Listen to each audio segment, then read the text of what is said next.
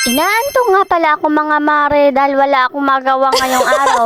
Naisip ko, tulog nga pala yung mga anak ko. Wow. Kaya naman naisip ko, lantakan ko naman paminsan-minsan ang aking paninda. Tikman-tikman ko rin naman minsan ang kaginhawaan. Hindi yung paano lang ako kikita.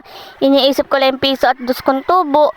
Haya titikman ko naman muna ang aking mga paninda habang natutulog pa ang aking mga anak. Kaya naman nagsimula na akong magsikain. Take note lang po mga mare, ngayon lang po ako tumikim sa mga paninda ko. Ngayon lang po ako lalantak kahit paminsan-minsan ay matikman ko naman ang aking trabaho.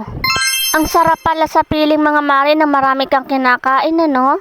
Hindi ko rin maisip mga mare, bakit bigla akong naisip na lumamon na lang ako ng mga paninda ko at habang ako'y naboboring.